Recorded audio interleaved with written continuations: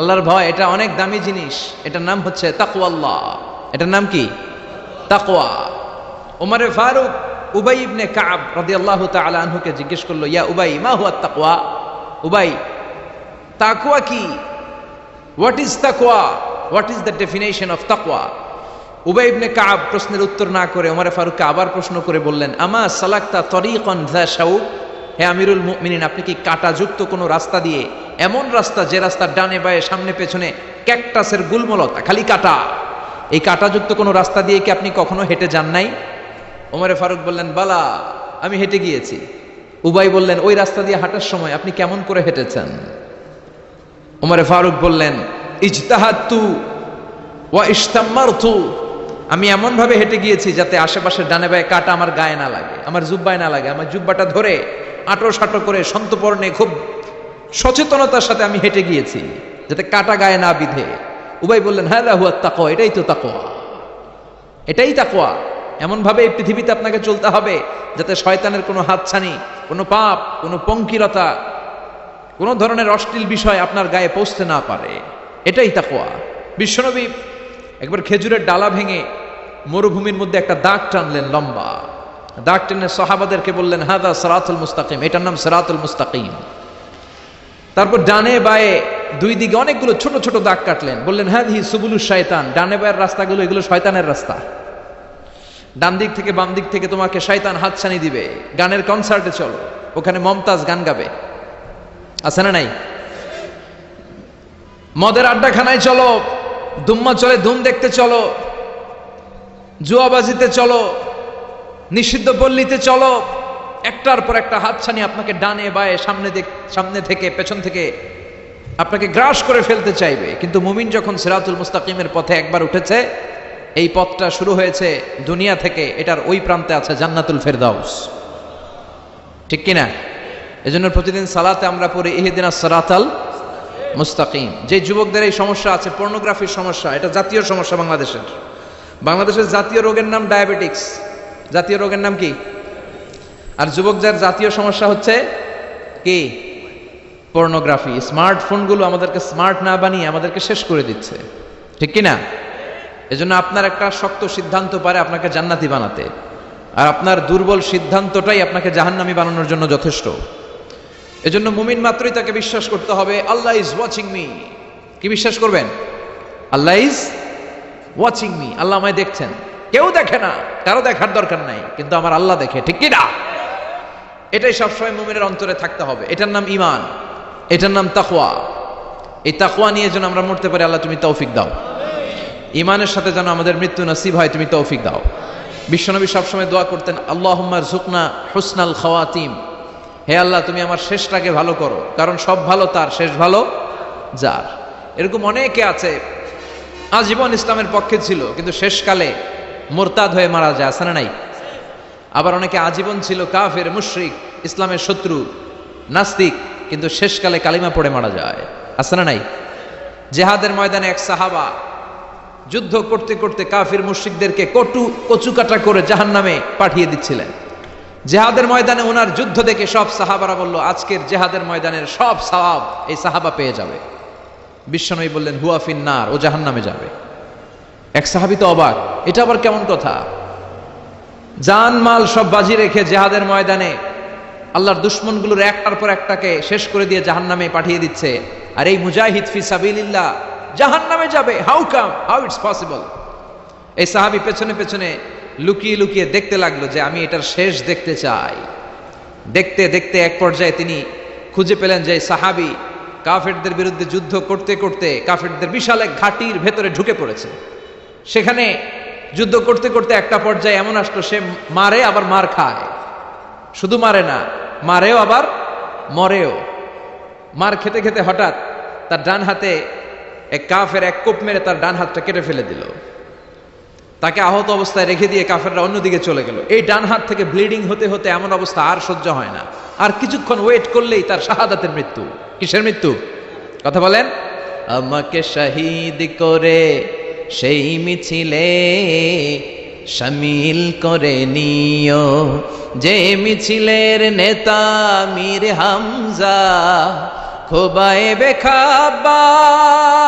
আল্লাহর কাছে ছিল অতি প্রিয়, শামিল করে নিও আমাকে শহীদ করে, সেই মিছিলে শামিল করে নিও। পড়েন আমিন। শাহাদাতের তামান্না যার অন্তরে থাকে না সে মুমিন হতে পারে না, সে মুনাফিক। মরতে তো হবেই, এজন্য আল্লাহর কাছে আমরা শাহাদাতের মৃত্যু চাই, ঠিক না? বিশ্বনবী বলেন শাহাদাতের মৃত্যু নিয়ে কেউ যদি বিছানায় পড়েও মারা যায়, কিয়ামতের দিন শহীদদের কাতারে আল্লাহ তাকে দাঁড় করিয়ে দিবে। তো যুদ্ধ করতে করতে ওই সাহাবা আর কিছু সময় অপেক্ষা করলেই শহীদি মৃত্যু, কিন্তু আর অপেক্ষা করতে না পেরে তলোয়ারটাকে সে মাটিতে গেড়ে ওই তলোয়ারের উপর ঝাঁপিয়ে পড়ল। পেটের এই পাশ থেকে ঢুকে পিঠ দিয়ে তলোয়ার বের হয়ে গেল, ওইখানে শেষ। তার মানে শাহাদাতের মৃত্যু হয় নাই, তার হয়েছে আত্মহত্যা। তার কি হয়েছে? সুইসাইড। মান খাতালা নাফসাহু বিশাইইন উযযিবা বিহি ইয়াউমাল কিয়ামা। যে ব্যক্তি যে জিনিস দিয়ে নিজেকে শেষ করবে কিয়ামতের দিন, ওটাই হবে তার শাস্তি। যে গলায় ওড়না পেঁচিয়ে মারা যায়, ওই মেয়েগুলো in the day of judgement, কিয়ামতে বিচার শেষে জাহান্নামে শুধু ওড়না পেঁচিয়ে মরতেই থাকবে। যে বিষ খেয়ে মারা যায়, ওর শাস্তি হবে জাহান্নামের বিষ খেয়ে খেয়ে সে জাহান্নামটাকে কাঁপিয়ে তুলবে। যে ছুরি ঢুকিয়ে স্ট্যাবিং করে মারা যায়, ও শুধু স্ট্যাবিং করতেই থাকবে জাহান্নামে। এই সাহাবা আত্মহত্যা করলেন। পেছন থেকে লুকিয়ে লুকিয়ে যে সাহাবা এই দৃশ্য দেখলো, সে দৌড়ে বিশ্বনবীর কাছে যেয়ে বলল, আশহাদু আন্নাকা মুহাম্মদ রাসূলুল্লাহ, আমি সাক্ষ্য দিচ্ছি নিশ্চয়ই আপনি আল্লাহর রাসূল। কারণ ওই সাহাবী আত্মহত্যা করে মারা গিয়েছে, তার কপালে শাহাদাত জোটে নাই। এজন্য বিশ্বনবী দোয়া করতে বলেছেন, আল্লাহুম্মা রযুকনা হুসনাল খাওয়াতিম, হে আল্লাহ আমাদের শেষটাকে তুমি ঈমানের মৃত্যু দিও, শেষ সময়টাতে তোমার নাম জপে যেন আমরা পৃথিবী থেকে যেতে পারি, তুমি তৌফিক দাও। চিল্লায় পড়েন আমিন। সব সময় মুমিন ভয় পাবে কাকে? চাইবে কার কাছে? নাকি খাজা বাবার কাছে, বড় হুজুর, ছোট হুজুর? একজনের কাছে আমরা চাইবো। চিৎকার করে বলেন, তিনি কে? আল্লাহ আজীবন যেন তোমার নামের বরত্বের ঘোষণা দেই। আমরা সব সময় তাকবীর দেই একজনের নামে, তিনি কে? আমাদের সব স্লোগানে কার নাম থাকে? হিন্দুরা পড়ে, जो तो मिटाना चाहे जीवन का तृष्णा, सुबह शाम बोल बंदे कृष्णा कृष्णा कृष्णा। ওরা বলে কৃষ্ণা কৃষ্ণা, আমরা বলি जो तो मिटाना चाहे जीवन का जाला, सुबह शाम बोल बंदे अल्लाह अल्लाह अल्लाह। ঠিক কি না? আমাদের সব জায়গায় থাকে আল্লাহ আল্লাহ আল্লাহ। আমরা এই আল্লাহর নামে অন্তরে স্থান দিতে চাই। এই অন্তরটা এমন একটা জায়গা, বিশ্বনবী বললেন, ইন্না ফিল জাসাদি মুদগা, নিশ্চয় দেহে একটা গোশতের টুকরা আছে, ইদা সলুহাত সলুহাল জাসাদু কুল্লু, দেহের এই গোশতের টুকরাটা যদি ভালো হয়ে যায়, পুরো দেহটা ভালো হয়ে যায়। ওয়া ইন ফাসাদাত ফাসাদাল জাসাদু কুল্লু, দেহের এই গোশতের টুকরা যদি পচে যায়, খারাপ হয়ে যায়, পুরো দেহটা খারাপ হয়ে যায়। বিশ্বনবী বললেন, আলা ওয়াহিয়াল কলব, জেনে রাখো এই গোশতের টুকরাটার নাম হচ্ছে কলব। সেটার নাম কি? এই যে বাম স্তনের 2 আঙ্গুল নিচে থাকে, এটা এই জায়গায় আল্লাহ সেট করে দিয়েছেন কলব। আলা বিযিকরিল্লাহি তাতমাইন্নুল কুলুব, কোনো কিছু দিয়ে এই কলবের প্রশান্তি আসে না শুধুমাত্র আল্লাহর জিকির ছাড়া। এজন্য কলবের মধ্যে আল্লাহর জিকির বসাতে হবে। কি বসাবেন? নাকি আয়না? অনেকে আয়না বসাতে চায়, বসায় না? কি বলে? আয়না বসায় দে মোর কলবের ভিতর। না, আয়না বসাবো না, এই কলবে থাকবে সুবহানাল্লাহ, আলহামদুলিল্লাহ, লা ইলাহা ইল্লাল্লাহ, আল্লাহু আকবার। এই 4টা জিকির সবচেয়ে সেরা জিকির। খেয়াল রাখবেন। দেখেন, ইসলাম মানা সহজ। আমরা আজে বাজে জায়গায় যে আজে বাজে লোকদের কথা শুনে আমরা ভুল তথ্য পেয়েছিলাম এতদিন। ইসলাম মানাটা সহজ, একেবারে নিরেট, সোজা সাপটা, গোজামিল নাই। আল্লাহর কথা আর আল্লাহ রাসূলের কথায় কোনো গোজামিল থাকে না। সুবহানাল্লাহ, আলহামদুলিল্লাহ, লা ইলাহা ইল্লাল্লাহ, আল্লাহু আকবার। পড়েন সুবহানাল্লাহ, আলহামদুলিল্লাহ, লা ইলাহা ইল্লাল্লাহ, আল্লাহু আকবার। এই 4টা তাসবিহ হচ্ছে, 4টা জিকির হচ্ছে শ্রেষ্ঠ জিকির। শ্রেষ্ঠ তো শ্রেষ্ঠই তো পাইছেন, আর এদিক ওদিক তাকান কেন? পড়েন ইচ্ছে মতো, ইচ্ছে মতো পড়েন, ইচ্ছে মতো পড়েন। এই 4টা জিকির একসাথে মিলিয়েও পড়া যায়, আলাদা করেও পড়া যায়। আবার বিশ্বনবী বললেন, মিজানের পাল্লা ভারী করতে চাও, ফাআম্মা মান সাকুলাত মাওয়াজিনুহু ফাহুয়া ফি আইশাতির রাদিয়া, মিজানের পাল্লা যারা ভারী করতে চাও তারা 2টা জিকির করবা, সুবহানাল্লাহি ওয়া বিহামদিহি, সুবহানাল্লাহিল আযীম। এই 2টা শব্দ কালিমাতান হাবিবাতান ইলার রহমান, আল্লাহর কাছে খুব প্রিয়, সাকিলাতানি ফিল লিসান, এই জিহ্বার মধ্যে এই শব্দ দুইটা উচ্চারণে খুব সহজ, খুব পাতলা। সাকিলা চানে ফিল মিজান, কিন্তু এই শব্দ দুইটা মিজানের পাল্লায় রেখে দিলে অনেক ওজন হয়ে যাবে। সুবহানাল্লাহি বিহামদিহি সুবহানাল্লাহিল আযীম। পড়তে রাজি আছেন তো? প্রত্যেক ফরজ সালাতের পরে আয়াতুল কুরসি পড়বেন। কি পড়বেন? মুখস্থ আছে না? এটা পড়ে ফু দিলে কোনো জিন পড়ি, ব্ল্যাক ম্যাজিক কোনো কিছু আপনারা ধরতে পারবে না। বিশ্বনবী বলেন, মান কারা আয়াতাল কুরসি দুবুরা কুল্লি সালাতিন মাকতুবা লাম ইয়ামনাহু মিন দুখুলিল জান্নাতি ইল্লাল মাউত। প্রত্যেক ফরজ সালাতের পরে কেউ যদি আয়াতুল কুরসি পড়ে, তার জান্নাতে ঢোকার ব্যাপারে আর কোনো বাধা নিষেধ থাকে না। একটা জিনিস ছাড়া, সুবহানাল্লাহ, আরেকটু পরে কোন একটা জিনিস ছাড়া, ইল্লাল মাউত, সেটা হচ্ছে মৃত্যু। লোকটা মরে না তাই জান্নাতে যায় না, মরলেই জান্নাতে। এবার সুবহানাল্লাহ। তাহলে প্রত্যেক ফরজ সালাতের পরে আয়াতুল কুরসি দরকার আছে না নাই? প্রত্যেক ফরজ সালাতের পরে সালাম ফিরিয়ে আওয়াজ করে পড়বেন আল্লাহু আকবার।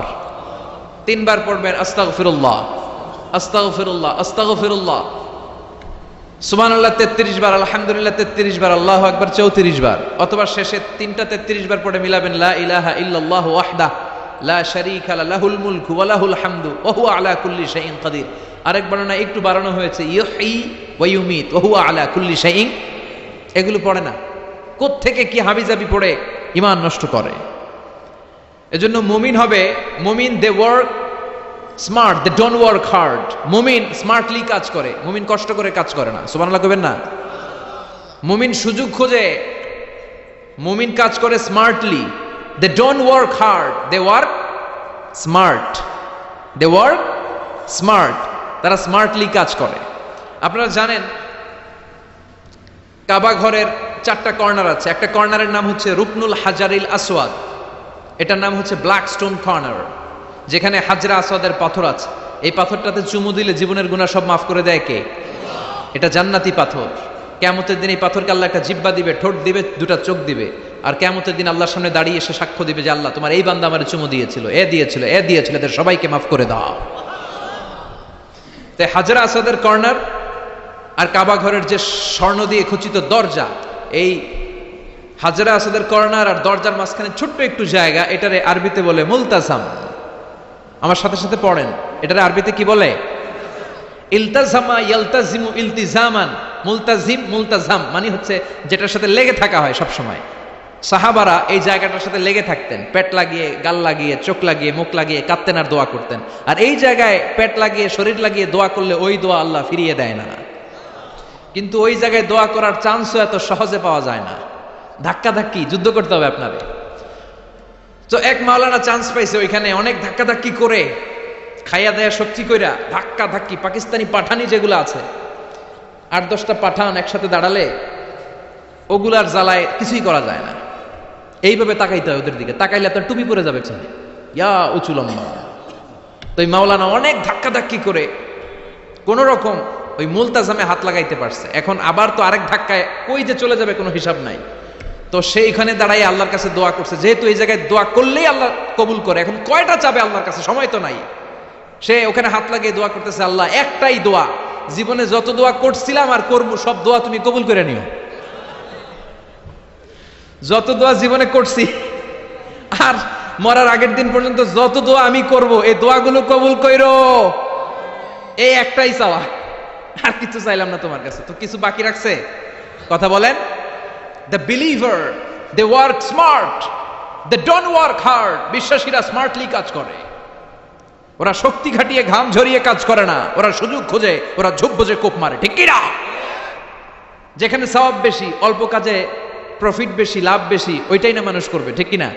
এই জন্য যে সহি আমলগুলোর কথা বললাম ফরজ সালাতের পরে, আজকে থেকে এগুলো আমরা করব, মনে থাকবে ইনশাআল্লাহ। পড়েন, আর জোরে পড়েন ইনশাআল্লাহ। যে বইটা থেকে আমরা কয়েক মিনিট শোনার জন্য আজকে বসেছি, বইটার নাম সবাই বলেন। এই কোরআনে কোনো ভুল নাই, কোনো সন্দেহ নাই। This is the book, the most authentic and original book in the world, whereof there is no doubt in it, and a guidance to those who are muttaqin. আল্লাহ বললেন, যালিকাল কিতাব লা রাইবা ফি হুদাল লিল মুত্তাকিন। এমন বই যেটাতে সন্দেহের অবকাশ নেই, মুত্তাকিনদের জন্য গাইডলাইন। আবার রব্বুল আলামিন বলেন, কিতাবুন আনজালনাহু ইলাইকা লিতুখরিজান নাস মিনাল-যুলুমাতি ইলান-নূর। ও Muhammad, I've revealed this holy and sacred book unto you in order to lead the mankind out of darkness into the light. ও নবী, অনেকগুলো অন্ধকার থেকে একটা আলোর মশালের দিকে নিয়ে যাওয়ার জন্য আমি কোরআন নাজিল করেছি। বামপন্থীদেরকে ডানপন্থী বানানোর জন্য আমি কোরআন নাজিল করেছি। জাহান্নামীগুলারে জান্নাতি বানাতে আমি কোরআন নাজিল করেছি। সুবহানাল্লাহ পড়েন। ওই কোরআন থেকে আজকে আমরা কথা শুনবো, পড়েন ইনশাআল্লাহ। আমি আপনাদের খেদমতে আল কোরআন আল কারীমের 30তম পারার 112তম সূরা, খুব ছোট্ট একটি সূরা, সাইজে ছোট্ট হলেও ফজিলতের শেষ নাই। এই সূরার বরকতের শেষ নাই। এই সূরার ইম্পর্টেন্স, সিগনিফিকেন্স, স্ট্যাটাস, এগুলো শেষ নাই। অনেক ছোট ছোট জিনিসকে আমরা উপেক্ষা করি, আমরা গুরুত্ব দিতে চাই না, কিন্তু আসলে এটার গুরুত্ব যে কত বেশি আমরা বুঝি না। সূরাতুল ইখলাস হচ্ছে ওই রকম একটি সূরা যেটাকে আমরা গুরুত্ব দেই কম, আসলে অনেক গুরুত্বপূর্ণ। সুবহানাল্লাহ পড়েন। এমন একটা সূরা যে সূরাটা সবার মুখস্থ আছে। মুখস্থ নাই কার কার একটু হাত তোলেন। সবার মুখস্থ আছে না? আলহামদুলিল্লাহ পড়েন। তো এই সূরাটা থেকে কিছু কথা আজকে আমরা শুনবো, শিখবো, জানবো আমলের নিয়তে। নিয়ত খালেস করেন। ইন্নামাল আমালু বিন্নিয়াত। সব কাজের প্রতিফল দেয়া হবে নিয়তের উপর বেস করে, বেসড অন ইউর ইন্টেনশন। আপনার কি ইচ্ছা ছিল, এজন্য সব কাজ করার আগে নিয়তটাকে খালেস করবেন। নামাজে দাঁড়ানোর আগে যদি নিয়তে গোলমাল থাকে, নামাজ হবে? কথা বলেন। আপনি যদি লোক দেখানোর জন্য সালাত পড়েন, হবে? মানুষে আপনারে আলহাজ ডাকবে, এজন্য যদি হজ করেন, কবুল হবে? এরকম হাজি আছে না নাই? আলহাজ না ডাকলে চেত্তা ওঠে, আছে না নাই? তো আপনি চেতেন কেন? আপনি কি আলহাজ শোনার জন্য হজ করছেন? হজ করেছি কার জন্য? আতিমুল হাজ্জা ওয়াল উমরাতা লিল্লাহ। আল্লাহর শব্দ চুজিংটা দেখছেন? আল্লাহর রুচি দেখেছেন? লিল্লাহ, আল্লাহ যোগ করে দিয়েছে। আতিমুল হাজ্জা ওয়াল উমরাতা লিল্লাহ। হজ এবং উমরা করবে শুধুমাত্র একজনকে খুশি করার জন্য। তিনি কে? এটার নাম ইখলাস। সবকিছু আল্লাহর জন্য করতে চাওয়া, এটার আরবি নাম হচ্ছে ইখলাস। আরবি নাম কি? আরে ইখলাস নামে আল্লাহ কোরআন একটা সূরায় দিয়ে দিয়েছে। সুবহানাল্লাহ। কোরআনে যত সূরা আল্লাহ দিয়েছে, প্রত্যেকটা সূরার নাম কোরআনের ওই সূরার ভেতরকার কোনো আয়াত থেকে বা শব্দ থেকে নেওয়া হয়েছে। কিন্তু এই সূরাটা, এই সূরার ভেতরকার কোনো শব্দ থেকে এটার নামকরণ হয় নাই। সূরাতুল ইখলাসের ভিতরে আল ইখলাস শব্দটা আছে, এটা একটা সূরা। আর একটা সূরা আছে যেই সূরার নামকরণ ওই সূরার কোনো শব্দ থেকে নেওয়া হয় নাই, সেটা হচ্ছে সূরাতুল ফাতিহা। আল ফাতিহা শব্দটা সূরা ফাতিহার 7 আয়াতের কোথাও আছে? সূরাতুল ইখলাস, আন্তরিকতার সূরা, দ্য সূরা অফ সিনসিয়ারিটি। তো এই জন্য শুরুতে নিয়ত খালেস করে নেন যে যা আজকে আমরা শুনবো আমলের নিয়তে। ইনশাআল্লাহ পড়েন। আল্লাহ তুমি কবুল করো। তবে আমি যখন বক্তৃতা করি, আমি মনে করি যে আমি ক্লাস নিচ্ছি, এবং আমাকে অনেকে মেসেজ করে যে, আমাকে আমার ফেসবুক পেজে অনেকে মেসেজ করে যে, হুজুর আমি আপনার তাফসীর ক্লাসের একজন ছাত্র। আমার বুকটা ভরে যায়, আমার খুব আনন্দ হয় তখন যে আমি আপনার তাফসীর ক্লাসের এক ছাত্রী, আমি আপনার তাফসীর ক্লাসের এক ছাত্র।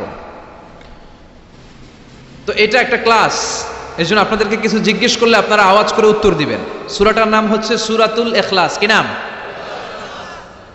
সূরাতুল ইখলাস। এই সূরার আয়াত সংখ্যা 4টি। চিল্লায় বলেন কয়টি? এই সূরাটা মাক্কি সূরা। কি সূরা?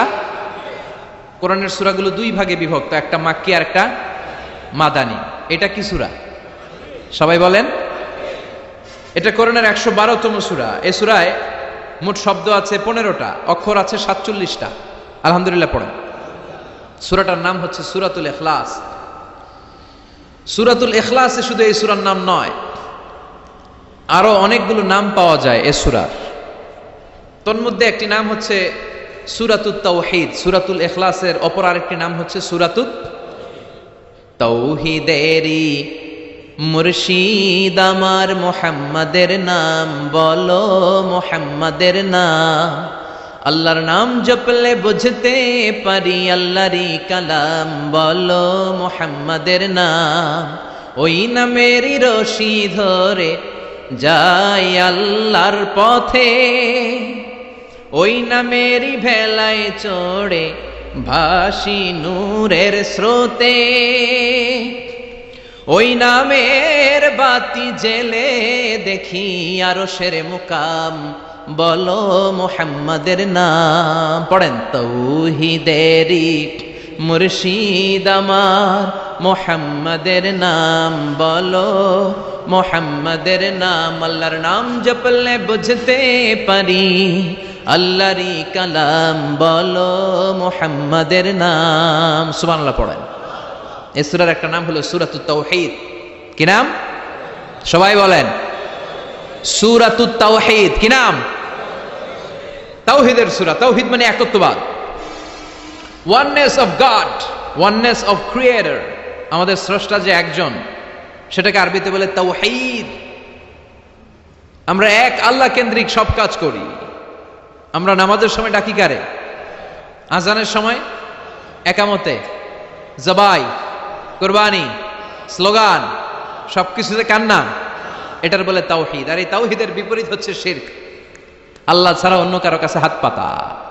আল্লাহর সামনে মসজিদে যে মাথা না নুয়ে মাজারে যে মাথা নত করে বাবার কাছে চাওয়া, আছে না নাই? দয়াল বাবা রে দয়া করো আমারে, দয়াল খাজা রে দয়া করো আমারে, আছে না নাই? বাবা খাজা কেউ দয়া করতে পারে না, দয়া করার মালিক কে? আল্লাহ। এজন্য বলতে হবে, দয়াল আল্লাহ রে দয়া করো আমারে। পড়েন, দয়াল আল্লাহ রে দয়া করো আমারে। মৃত ব্যক্তির কাছে কিছু চাওয়া যায় না। খেয়াল করে শুনবেন, আল মাইয়িতু ফিল কবর কাল গরিকু ফিল বাহার। সাঁতার না জানা ব্যক্তি সাগরে পড়ে গেলে যেমন অসহায়, কবরে চলে গেলে মানুষটা এরকম অসহায়, সে চেয়ে থাকে। আপনারা কি পাঠাইবেন? আপনারা তার জন্য কি পাঠান, এটার জন্য সে ওয়েট করে। সে কিছু পাঠাতে পারে না, সে আপনার বিপদ থেকে উদ্ধার করতে পারে না, সে আপনার মনের আশা পূর্ণ করতে পারে না। আপনার মনের আশা পূর্ণ করতে পারে শুধু একটা সত্তা, চিল্লায় বলেন তিনি কে? এটার নাম তাওহীদ। এটার নাম কি?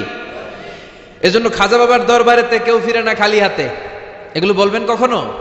কেউ ফিরে না খালি হাতে, খাজারে তোর দরবারেতে, বলে না? এটা কি সত্যি?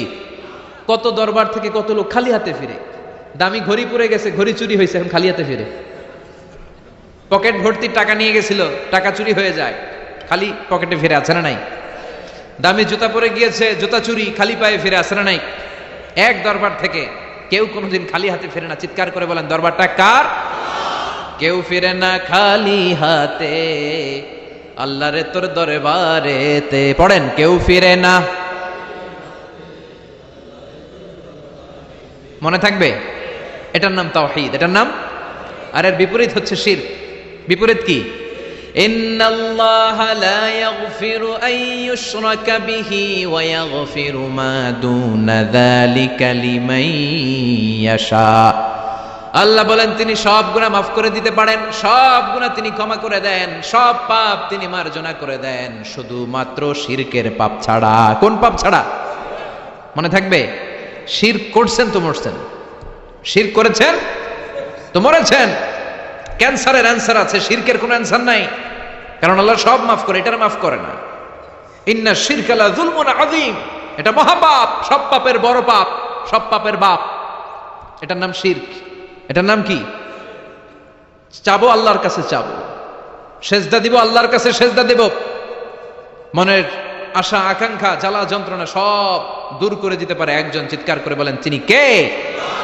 বিশ্বনবী বলেন হাদিসে কুদসিতে আল্লাহ ফরমান, কিয়ামতের কঠিন ময়দানে পাহাড় পরিমাণ গুনাহ নিয়ে, সাগরের অথই জলরাশি পরিমাণ গুনাহ নিয়ে, ও বান্দা যদি তুমি আমার কাছে হাজির হয়ে যাও, ওই গুনার মধ্যে যদি শিরকের কোনো গুনাহ না থাকে, তাহলে আমি আল্লাহ পাহাড় পরিমাণ, সাগরের জলরাশি পরিমাণ ক্ষমার দয়া নিয়ে তোমার কাছে হাজির হয়ে যাব। লা ইন আশরাকতা লা ইয়াহবাতান্না আমালুক ওয়া লা তাকুনান্না মিনাল খাসিরিন। যদি শিরক করো তোমার সব আমল শেষ। আপনার রোজা, আপনার নামাজ, আপনার জিকির, আপনার হজ সবগুলোর বরবাদ করে দিবে কে? এজন্য আমরা যখন নামাজে দাঁড়াই, আল্লাহ বলে নামাজ পড়ে আগে ঘোষণা দে তুই মুশরিক না মুওয়াহিদ। আমরা পড়ি ইন্নী ওয়াজ্জাহাতু ওয়াজহিয়া লিল্লাযী ফাতারাস সামাওয়াতি ওয়াল আরদা হানিফাও ওয়া মা আনা মিনাল মুশরিকিন। ওয়া মা আনা মিনাল, এর মানে কি? আমি মুশরিক না, আল্লাহ আমি মুশরিক না, আল্লাহ আমি মুশরিক না। আবার যখন আরাফার ময়দানে লক্ষ লক্ষ হাজী সাহেবান ইজার আর রিদাব, সাদা রঙের একটা চাদর পরে, সাদা রঙের একটা লুঙ্গি পরে, চোখের পানি ছেড়ে আরাফার ময়দানে কাঁদে। আল্লাহ বলে কান্না করবি পরে, আগে বল শিরক করস নাকি? আমরা বলি লাব্বাইক আল্লাহুম্মা লাব্বাইক, লাব্বাইক লা শারীকা লাক, আল্লাহ কোনো শিরক করি না, তোমার সাথে কাউরে অংশীদার স্থাপন করি না, তুমি সব রাজার বড় রাজা, মহারাজা, তোমার সাথে কোনো শরীক নাই, তোমার সমকক্ষ মহাবিশ্বে কেউ নাই। এটার নাম তাওহীদ। এটার নাম কি? এজন্য শিরকের সাথে আমাদের কোনো ধরনের সম্পর্ক। বিশ্বনবী বললেন শিরক হচ্ছে আখফা মিন দাবিবিন নামাল, পিঁপড়ার গুটি গুটি পায়ের চেয়েও ভয়ঙ্কর। পিঁপড়া যেমনি গুটি গুটি পায়ে হেঁটে হেঁটে মিষ্টির দোকানে ঢুকে যায়, যেখানে মিষ্টি রেখেছেন, মিষ্টি জাতীয় খাবার রেখেছেন, ওই পাতিলের ভেতরে লুকিয়ে লুকিয়ে গুটি গুটি পায়ে যেমনি পিঁপড়া ঢুকে যায়, তেমনি শিরক করলে শির গুটি গুটি পায়ে আপনার দেহের ভেতরে ঢুকে আপনার ঈমানকে বরবাদ করে সারখার করে দিবে, শেষ হয়ে যাবে আপনার ঈমান। এজন্য শিরকের সাথে আমাদের কোনো সম্পর্ক আছে? শিরকের সাথে যে সম্পর্ক নাই, তাওহীদে যে আমাদেরকে বিশ্বাসী হতে হবে, সেই লক্ষ্যে আল্লাহ তাআলা এই সূরার আরেকটা নাম দিলেন, সেটা হচ্ছে সূরাতুত তাওহীদ। সেটার নাম কি? তাইলে সূরাতুল ইখলাসে শুধু সূরাতুল ইখলাসের নাম নয়, এটার আরেকটা নাম কি মনে থাকবে সবার? এই সূরার আরেকটা নাম হচ্ছে সূরাতুল মা'রিফা। সূরাতুল, কথা বলেন, জোরে বলেন। আপনাদের জিমানি ধরছে? 2-4 জনই কয়, বাকিরা কয় না। বাকিরা কয় না ক্লাস করুম না, আপনি পড়ায় যান। আছে না নাই? এই সূরার নাম সূরাতুল মা'রিফা। চিল্লায় বলেন কি নাম? এইভাবে উত্তর করতে হবে, মা'রিফা। মা'রিফা মানে জানা বা চিনা। মা'রিফা মানে কি? জানা বা চিনা। এই সূরা পড়লে আল্লাহরে জানা যায়, এই সূরা তেলাওয়াত করলে আল্লাহরে চিনা যায়। তাহলে যারা আল্লাহরে চিনে বেশি, আল্লাহরে জানে বেশি, আল্লাহরে মানে বেশি, তারাই মারেফতের লোক। কথা কন? কিন্তু আমগো বাংলাদেশে এটার নাম দিয়েছে মারেফত, মারিফা। এটার নাম দিয়েছে কি? মারে, আসলে মাইরের পথ, ঠিক কিনা? ইসলামের সৌন্দর্য, the beauty of Islam, the distorted the beauty of Islam. ইসলামের সৌন্দর্যকে তারা নষ্ট করেছে। এরকম আছে না? নামাজ পড়ে না, রোজা রাখে না, পর্দা করে না, চুলের মধ্যে জট পাকিয়ে রাখে, লাল শালু পরে ঘুরে বেড়ায়, আর বলে কলব পরিষ্কার তো সব পরিষ্কার। এরকম ডাকাইত আছে না নাই? দোদেল বান্দা কালমা চোর, না পায় শ্মশান না পায় ঘোর, দিন থাকিতে আয়রে পথে ছাইড়া দে ভণ্ডামি, ভণ্ডামি ভণ্ডামি ভণ্ডামি, ছাইড়া দে ভণ্ডামি। এগুলো হলো ভণ্ডামি। কথা বলেন। নামাজ কালাম পড়ে না, ইবলিশ শয়তানের নানা। কালাকুচু এগুলা। নামাজ নাই, তোর সাথে আমার কথা নাই, ঠিক কিনা? ও মারেফত শিখায় আমাদের। কি শিখায়? মারেফত। আমরা যে কত মারেফত আগে শিখে রাখছি ওইটা জানে না। যারা ইখলাসের সাথে আল্লাহর উপর তাওয়াক্কুল করে, ওরা হচ্ছে আহলুল মারেফা। চিল্লায় বলো ঠিক কিনা? নামাজ রোজা করে না, ইবলিশ শয়তানের নানা, ধর্মের একখান খুঁটি ধইরা কয়দিন করবা হয়রানি, ভণ্ডামি ভণ্ডামি ভণ্ডামি, ছাইড়া দে ভণ্ডামি। এরকম ভণ্ড আছে না নাই? এদের সাথে ইসলামের কোন সম্পর্ক? এই সূরার নাম সূরাতুল মা'রিফা। এই সূরা পড়লে আল্লাহরে জানা যায়, আল্লাহরে চেনা যায়, ঠিক কিনা? তাহলে শিখলেন এই সূরার একটা নাম সূরাতুত তাওহীদ, আরেক নাম সূরাতুল মা'রিফা। এই সূরার আরেকটা নাম সূরাতুস সামাদ। সূরাতুস, কেননা এই সূরার ভেতরে সামাদ শব্দটা আছে না নাই? সামাদ কার নাম? কথা বলেন। আল্লাহর নাম। সামাদ মানে হচ্ছে অমুখাপেক্ষী, যিনি কারো কাছে চায় না, সবাই তার কাছে চায়। তিনি কে? তিনি আল্লাহ। এটার নাম সূরাতুস সামাদ। সামাদ মানে অমুখাপেক্ষী। সামাদের বিপরীত শব্দ হচ্ছে সনাম। সামাদের বিপরীত কি? সনাম মানে মূর্তি। সনাম মানে মূর্তি। জাহেলি যুগে বিশ্বনবীর কাছে যখন সর্বপ্রথম তাওহীদের দাওয়াত আসলো, ওই সময়ে একটা লোক মূর্তির পূজা করত, মূর্তিটারে খুব দেখভাল করত, যত্ন করত, আদর সোহাগ করত, আর রাত্রিবেলা এটার সামনে মিষ্টি দই হালুয়া চিরা রাইখা কেঁদে কেঁদে মনের জ্বালার কথা মূর্তির কাছে কইত। সে ভাবতো এটাই আমার বড় খোদা। সে কি ভাবতো? এটাই আমার, এটারে বললেই এটাই আমার বিপদ থেকে মুক্তি দিবে, আমাকে পরিত্রাণ দিবে, আমাকে সেভ করবে। এটা এভাবে সে আল্লাহকে বাদ দিয়ে মূর্তির ইবাদত করত, মূর্তিকে খুব যত্ন করত। একদিন কোনো এক কাজে মূর্তিটাকে রেখে এসে ঘরের বাইরে গেল, এক পাশে গেল। কাজ শেষে এসে দেখে তার এই মূর্তির গায়ে পানি। মূর্তিটাকে দেখতে মনে হচ্ছে যে কে যেন গোসল করায় গেছে, পানি। তো সে ভাবলো যেহেতু আমার খোদার গায়ে পানি, এটা নিশ্চয়ই ভালো পানি হবে। He thought it is the water of mercy and blessings. সে ভাবলো it could be the water of rahma. এটা মনে হয় রহমতের পানি হবে, যেহেতু খোদার গায়ে পানি। তো রহমতের গায়ে পানি শুকিয়ে যাওয়ার আগে খেয়ে ফেলি, তাহলে সব রহমত ঢুকবে কই? পেটে। When he thought it is the water of rahma, water of mercy and blessings, he started to suck it with his tongue. সে জিহ্বা দিয়ে চাটতে শুরু করছে, চেটে চেটে সব রহমত নিয়ে নিচ্ছে পেটে। When he started to suck it, he found the taste is little bit bitter. The taste is weird. জিহ্বা দিয়ে যখন চাটতে শুরু করছে তখন সে পেল যে এটার স্বাদটা কেমন যেন কটা কটা লাগে, লবণাক্ত, একটু টক টক, হাজমুলার মতো লাগে। কিসের মতো? কিরে এরকম লাগে কেন? If it is the water of mercy, it should be sweeter. এটা যদি রহমতের পানি হয় এটা সুইট হবে, মিষ্টি হবে। এটা টক লাগে কেন, কটা লাগে কেন, ঘটনা কি? খুঁজতে লাগলো ডানে বায়ে। খুঁজতে খুঁজতে দেখে ঘরের পাশেই দুইটা খ্যাকশিয়াল। অনেকে এই বর্ণনাটা দিতে যে কুকুরের কথা বলে, কিন্তু হাদিসে এসছে খ্যাকশিয়াল, সালাবান, দুইটা খ্যাকশিয়াল। দেখতো যে একটা খ্যাকশিয়াল এখনো পা উঁচু করে রাখছে, মাঝখান থেকে রহমতের পানি এখনো কিছু পড়ছে, just dropping the water of রাহমা, এখনো পড়তেছে টপ টপ। বোঝা যায় না? বোঝা যায়। টনক নড়েছে তার, তার ঘুমন্ত বিবেক এবার জেগেছে। এবার সে চিন্তা করলো, হায় হায়, এতক্ষণ ভাবছি রহমতের পানি, এখন দেখি কুত্তার মুত, এখন দেখি খ্যাকশিয়ালের পেশাব। সর্বনাশ, কি করলাম এতটা বছর, এত টাকা, এত পয়সা, এত আদর সোহাগ যত্ন এটারে দিলাম, কি দিল তার বিনিময়ে সে আমাকে? যে একটা খ্যাকশিয়ালের পেশাব থেকে, কুকুরের পেশাব থেকে নিজের বাঁচাতে পারে না, সে জাহান্নামের আগুন থেকে কিয়ামতের দিন আমারে কেমনে বাঁচাবে? রাগের চোটে খোদারে ধরে দিছে আসার। খোদারে ধরে কি করছে? এক আসারে খোদার হাত পাও নাই, ভাঙ্গা খোদারে নিয়া দৌড়ে দৌড়ে বিশ্বনবীর কাছে এসেছে। এসে বলল, আব্দুল্লাহর বেটা মোহাম্মদ, এতদিন ভাবছি এটা খোদা, এখন দেখি হুদা। হুদা হুদা এটার পিছনে ঘুরছি, এটার কোনো পাওয়ার নাই, সব পাওয়ার আছে একজনের। চিল্লায় বলো, তিনি কে? ঝিনুকের ভেতর লুকিয়ে থাকে যেমন মতি, ঝিনুকের ভেতর লুকিয়ে থাকে যেমন মতি, কালমা শাহাদাতে আছে আল্লাহর জ্যোতি, কালমা শাহাদাতে আছে আল্লাহর জ্যোতি। পড়েন পড়েন। ঝিনুকের ভেতর লুকিয়ে থাকে যেমন মতি, ঝিনুকের ভেতর লুকিয়ে থাকে যেমন মতি, কালমা শাহাদাতে আছে আল্লাহর জ্যোতি, কালমা শাহাদাতে আছে আল্লাহর জ্যোতি। সুবহানাল্লাহ পড়েন। এসে বলে, আব্দুল্লাহর বেটা মোহাম্মদ, ভাবছিলাম খোদা, এখন দেখি হুদা, আর এটারে ডাকতে চাই না, তুমি আমারে পড়ায় দাও লা ইলাহা মুহাম্মাদুর রাসূলুল্লাহ। কালিমা পড়ে মুসলমান হয়ে গিয়েছে। সুবহানাল্লাহ পড়েন। এজন্য এই সূরার একটা নাম হচ্ছে সূরাতুস সামাদ। তাহলে পাইলাম সূরাতুত তাওহীদ, পাইলাম সূরাতুল মারিফা, পাইলাম সূরাতুস। সুবহানাল্লাহ পড়েন।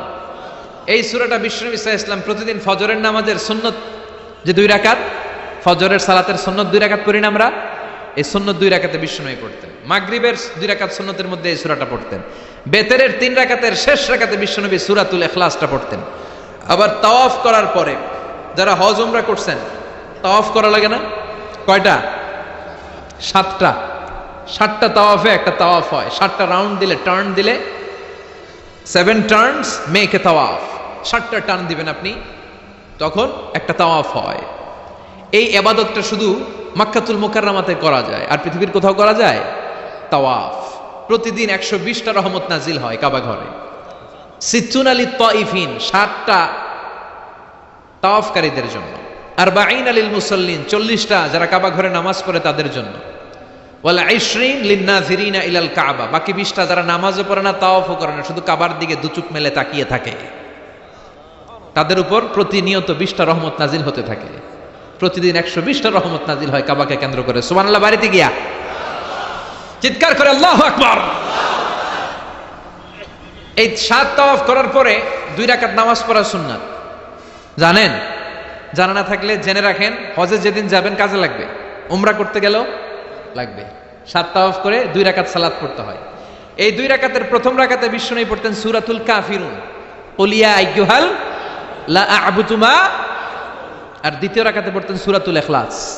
সুবহানাল্লাহ পড়েন।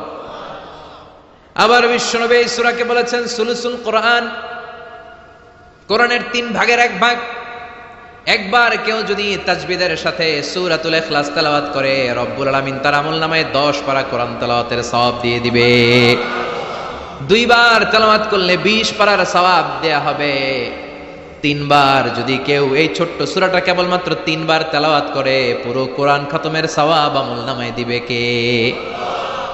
ফজিলত কম না বেশি? টের পাচ্ছেন তো ফজিলতটা? 3 বার পড়লে পুরো কোরআন কভার।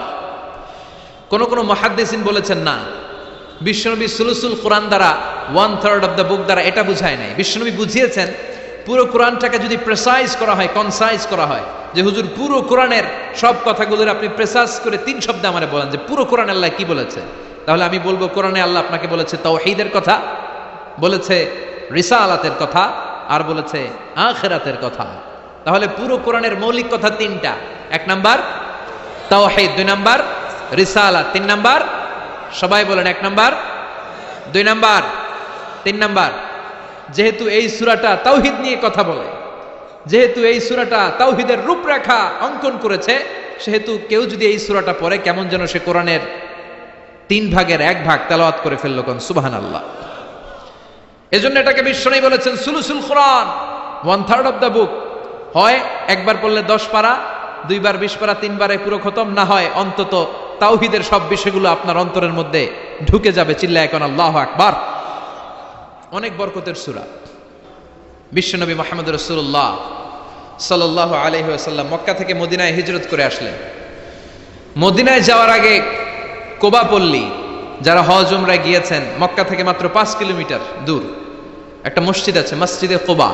প্রতিদিন শনিবার বিশ্বনবী মসজিদে নববী থেকে কোবা মসজিদে হেঁটে হেঁটে যে 2 রাকাত নামাজ পড়তেন। কেউ যদি অজু করে, ঘর থেকে অজু করে যে কোবার মসজিদে নামাজ পড়ে, তার আমল নামে আল্লাহ একটা কবুল উমরা হজের সওয়াব দিয়ে দিবে। এজন্য দেখবেন প্রতি শনিবারে কোবা মসজিদে ভিড়। আমি যতবার গিয়েছি সৌদিতে, প্রত্যেক শনিবারে ওখানে জিয়ারত করেছি। শনিবারে যে কোবা মসজিদে আপনি নামাজ পড়বেন। এই কোবা মসজিদ তৈরি করে বিশ্বনবী চলে আসলেন মদিনাতুল মুনাওয়ারাতে। এসে তিনি জায়গা চুজ করলেন, কোথায় হবে আমার মসজিদ, লোকেশন চুজ করলেন। বিশ্বনবী লোকেশন চুজ করতে পারতেন খুব ভালো। খুঁজে খুঁজে এমন একটা জায়গা তিনি বাছাই করলেন, সেন্টার অফ দ্য সিটি, এটা শহরের একেবারে মাঝখানের জায়গা। বিশ্বনবী বললেন এই জায়গা আমার লাগবে। সুবহানাল্লাহ কইবেন না? কি জ্ঞান, কি বুদ্ধিমত্তা, কি ফিলোসফি ছিল বিশ্বনবীর। সব জায়গায় বিশ্বনবীর এই অভাবনীয় বুদ্ধিমত্তা। বিশ্বনবী যখন কোনো যুদ্ধে যেতেন, যুদ্ধ ডান দিকে, যুদ্ধ কোন দিকে, কিন্তু সেনাপতি নিয়ে বের হইতেন বাম দিকে, বের হইতেন বাম দিক দিয়ে, গুইরা টুইরা ওই দিকে যাইতেন। সুবহানাল্লাহ কইবেন না? যাতে কেউ কল্পনাই করতে না পারে কোথায় অ্যাটাক করবে উনি। এটা হচ্ছে সেনাপতির যুদ্ধ কৌশল। বিশ্বনবীর যুদ্ধ যদি হতো বাম দিকে, উনি বের হইতেন ওই দিকে। বিশ্বনবীর যুদ্ধ হলো সামনে, মদিনা থেকে তিনি পিছনের রাস্তা দিয়ে অনেক দূরে চলে যেতেন। সেখান থেকে মরুভূমির পথ পাড়ি দিয়ে তারপর যুদ্ধের ময়দানে যেতেন। বুদ্ধিমত্তা, intellectual power.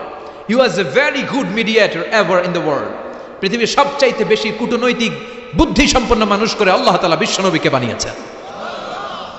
Was a very good mediator.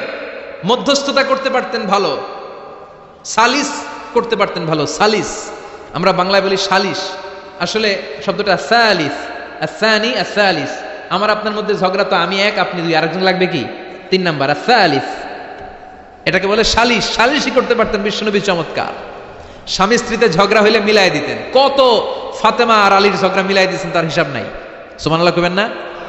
এমনকি হি ওয়াজ এ ভেরি গুড মিডিয়েটর, ভালো মধ্যস্থতাকারী ছিলেন। স্ত্রীদের মধ্যেও ঝগড়া লাগতো, বিশ্বনবীর স্ত্রীদের মধ্যেও খুনসুটি হতো, ঝগড়া মারামারি। বিশ্বনবীর একমাত্র ভার্জিন কুমারী স্ত্রী ছিল আয়েশা রাদিয়াল্লাহু তাআলা আনহা। ওনার বাড়িতে বিশ্বনবীর আরেক স্ত্রী, খুব সম্ভবত হাফসা বা সফিয়া, কোন বর্ণনা এসেছে পায়েস, কোথাও এসেছে ঝোলওয়ালা তরকারি হাদিয়া নিয়ে আসছে, যে এটা আপনারা দিলাম। মা আয়েশা তরকারি দেখে রেগে গেলেন, আমার ঘরে তরকারি দিছো কেন, আমি রাঁধতে পারি না? আমি নিজ হাতে রান্না করে বিশ্বনবীরে খাওয়াবো। রেগে মেগে তরকারির ঝোল নিয়ে সফিয়ার বা হাফসার গালের মধ্যে মেখে দিয়েছে।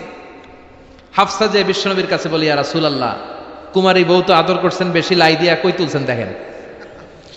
ও নবী, আমি পায়েস নিয়েছিলাম আর ঝোল করা তরকারি নিয়েছিলাম, ভেবেছিলাম আপনিও খাবেন, আয়েশাও খাবে। আয়েশাকে আমি কি রাঁধতে জানি না, নিয়ে আসলা কেন আমার ঘরে, দিলা কেন, আমি রাঁধতে জানি, নিয়ে যাও।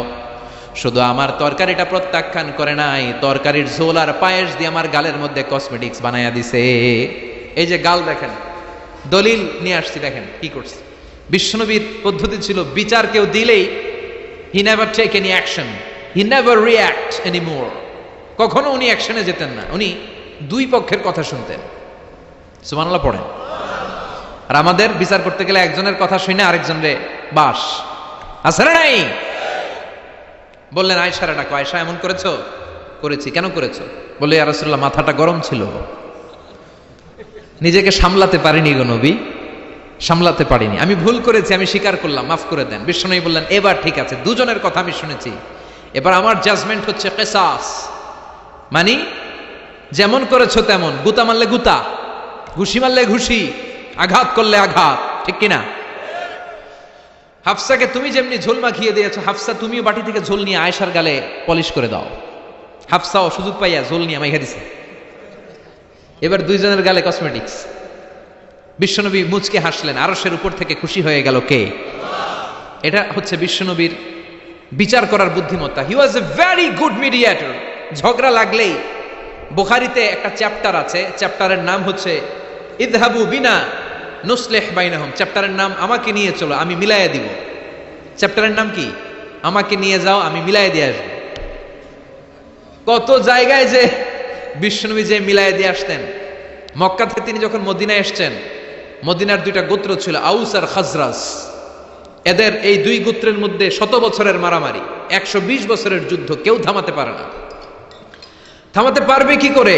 বাবা যখন মারা যায়, ছেলেরা বলতো আমারে মারছিল, তোরাও মারবি। কেউ যখন ইন্তেকাল করে ওসিয়ত করে যেত, আমারে কোপাইছে, তোরাও কোপাবি, কোপায় সাইজ করে ফেলবি।